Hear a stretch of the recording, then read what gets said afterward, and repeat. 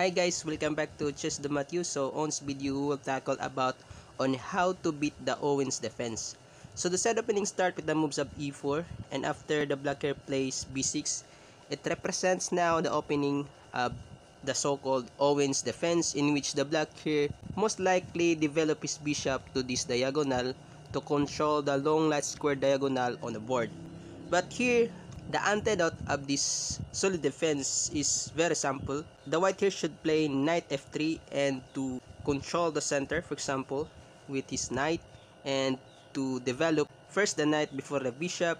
and again vacating the square so that later on the white here can castle on the king side. And if the black here will be consistent to his ideas by playing bishop b7, targeting now this undefended pawn on e4, but we will simply here go with our development ideas by playing bishop to c4,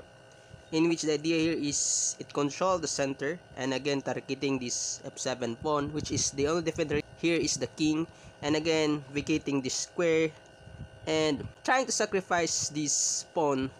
for a cost of rapid development, so that for example later on the white king can castle and with his development, and after the white here will be castled on the king side, then there is a strong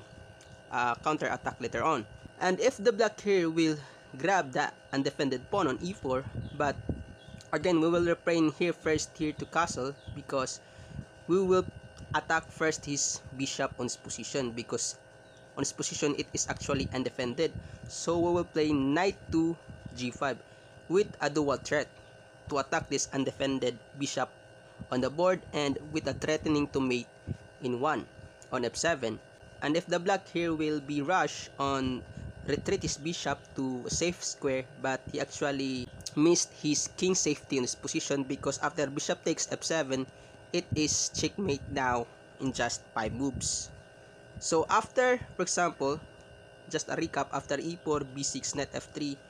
bishop b7, bishop c4, trying to sacrifice the pawn. For example, after bishop takes e4,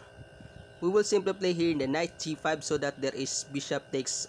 f7 checkmate after the bishop will retreat. But if the black here will defend his f7 pawn with his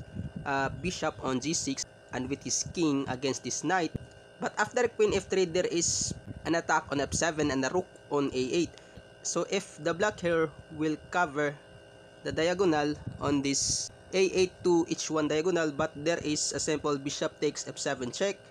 and after a capture there is queen takes f7 checkmate, because the queen here is actually defended by the knight, and the king cannot escape, cannot cover, cannot capture these checking pieces, so it is already now a checkmate. So after queen f3 in this position, if the black here plays f6 to stop any further checkmate ideas on the f7, disconnecting the connection of the knight and queen on the board, but there is simple knight e6 attacking the queen first. For example, after d takes e6, doubling the e file, and after queen takes a8, bishop takes c2, knight a3, attacking the bishop, and after a retreat to f5, and after d4, we shall see in this position now that the white here has a huge material advantage with an extra bishop and pawn on the board. And finally, for example, after e4, b6, the Owens defense, and after knight f3, bishop b7, bishop c4, and bishop takes e4. Here, after the knight g5 on this position, if the black here will play a6 to disconnect the connection of the bishop and the knight, but there's simple knight takes to e4, winning the bishop. And after d5 with a fork, but still the white here has an advantage after bishop d3, d takes e4, bishop takes e4 with an extra pawn on the board. So after e4, b6 on this position, we will simply here play knight f3 as white, and after bishop b7, we will simply again develop our piece, because after bishop takes e4, there is knight g5, and after the retreat of the bishop on the b7 square, the black here actually defeated in just 5 moves with bishop takes f7 checkmate. So that's all. I hope you enjoyed this video, and please don't forget to subscribe.